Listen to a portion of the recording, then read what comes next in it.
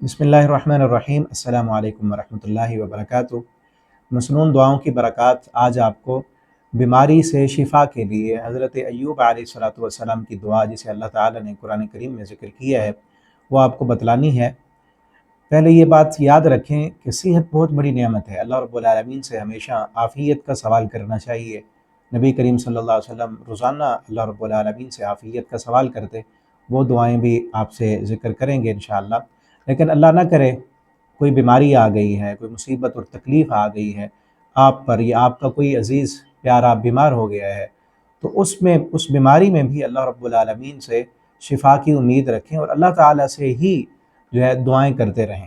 ایوب علیہ السلام کے پاس پہلے بہت مال تھا، دولت تھی، بچے تھے، بیویاں تھیں اور بہت سارے جانور تھے، کاروبار تھا۔ اللہ تعالیٰ نے آزمائش کے لیے یہ بھی دیا۔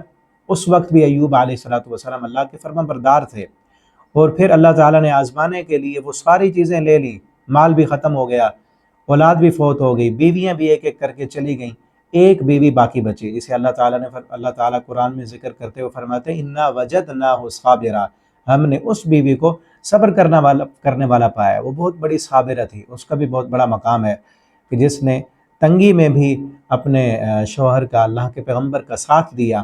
اور اصل وفادار وہی ہے جو خوشیوں میں بھی ساتھ رہے اور تنگیوں میں بھی ساتھ رہے۔ تو آپ دعا یاد کریں، انشاءاللہ میں دعا بتانے لگا ہوں۔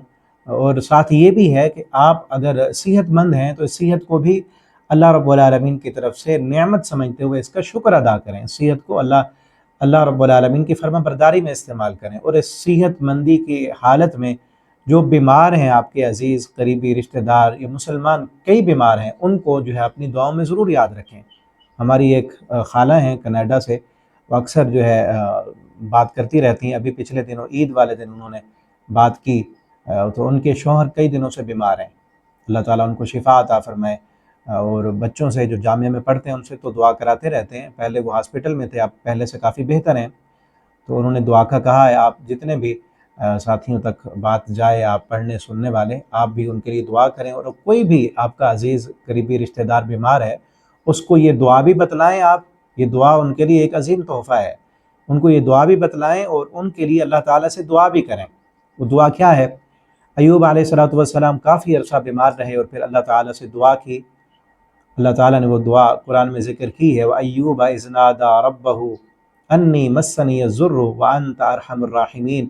اللہ فرماتے میرے بندے ایوب کو یاد کرو، جب اس کو تکلیف آئی، بیماری لگی، پریشانی آئی، تو اس نے اللہ تعالیٰ سے دعا کی، کیا کہا؟ انی مسنی الضر وانت ارحم الراحمین، اے میرے رب، اے اللہ مجھے یہ تکلیف ہو گئی ہے، میں بیمار ہوں، وانت ارحم الراحمین، اور تو رحم کرنے والوں میں سب سے بڑھ کر رحم کرنے والا ہے۔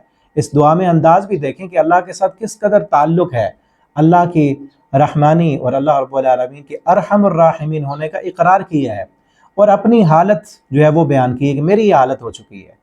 تو آپ بھی اس دعا کو یاد کریں اور بار بار کثرت کے ساتھ اس دعا کو پڑھیں۔ انی مسنی الضر وانت ارحم الراحمین، رب انی مسنی الضر وانت ارحم الراحمین، اللہ میری حالت یہ ہو چکی ہے، مجھے یہ بیماری اللہ نہ کرے کسی کو کوئی تکلیف ہے، بیماری ہے، کسی کو فالج ہو گیا ہے، کوئی اٹیک ہو گیا ہے، کوئی موذی مرض وہ لاحق ہو گیا ہے، کسی بھی بیماری میں۔ حضرت ایوب علیہ السلام کو بہت زیادہ تکلیف تھی، جسمانی بھی بیماریاں تھیں اور جسم کے اوپر کے حصے میں بھی، اور اندرونی بھی بیماریاں تھیں۔ جب دعا کی تو اللہ فرماتے ہیں ہم نے 2 چشمے جاری کر دیے، ارکض برجلک ھذا مغتسل بارد وشراب، اللہ فرماتے ہیں ہم نے کہا کہ آپ اپنے پاؤں کو حرکت دو۔ جب ایوب علیہ السلام نے پاؤں کو حرکت دی تو 2 چشمے جاری ہو گئے۔ اللہ فرماتے ہیں کہ ایک چشمے سے نہاؤ، غسل کرو، دوسرے سے پانی پیو۔ جب دونوں چشموں سے ایک سے غسل کیا تو جسمانی اوپر والی بیماریاں تھیں وہ ختم ہو گئی، دوسرے چشمے سے پانی پیا تو روحانی بیماریاں اندر کی بیماریاں تھیں وہ ختم ہو گئی۔ اور آگے اللہ فرماتے ہیں ہم نے پھر ان کو اس سے بہتر مال بھی دیا، اولاد بھی دی، جو پہلے صحت تھی اس سے بھی اچھی صحت عطا کی، پہلے جو بیویاں تھیں اس سے بھی بہتر بیویاں عطا کی، اور وہ جو صابرہ بیوی تھی وہ بھی تفاسیر میں آتا ہے، وہ بھی اللہ تعالیٰ نے ان کو پہلے سے زیادہ جوانی عطا کر دی۔ ایوب علیہ السلام کو بھی اللہ رب العالمین نے پہلے سے زیادہ خوبصورتی اور جوانی دی، پہلے سے زیادہ مال عطا کیا، لیکن شرط کیا تھی؟ کس سبب سے، کس وجہ سے دیا؟ کہ اللہ کے ساتھ تعلق انہوں نے نہیں توڑا۔ مشکل اور مصیبت میں بھی اللہ رب العالمین کے وفادار رہے اور اللہ تعالیٰ سے ہی دعائیں کرتے رہے۔ ہمیں بھی چاہیے کہ ہم اللہ رب العالمین کے قریب ہوں، اور دیکھیں نا، اگر کوئی بیماری آئی ہے، کوئی مصیبت اور پریشانی آئی ہے، وہ مصیبت اور پریشانی ہمیں اللہ کے قریب کر دینے والے کے لیے آئی ہے۔ ہم اللہ کے اور زیادہ قریب ہو گئے ہیں، ہم دعاؤں میں زیادہ کثرت ہم نے کر لی ہے، ہم پہلے نماز میں سستی کرتے تھے، نمازوں کی پابندی ہم نے کر لی، تو وہ مصیبت ہمارے لیے ایک نعمت ہے۔ اللہ کے قرب کا ذریعہ جو مصیبت بن جائے، جو ٹھوکر انسان کو اللہ کے قریب لے جائے، تو وہ اللہ کی طرف سے انعام ہے۔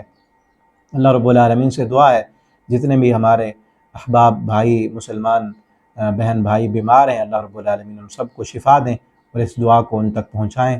اللہ رب العالمین ہمیں ان دعاؤں کو پڑھنے کی، سمجھنے کی اور ان کا معنی اور مفہوم سمجھ کر ان کی برکات حاصل کرنے کی اللہ ہمیں توفیق دیں۔ والسلام علیکم ورحمۃ اللہ وبرکاتہ۔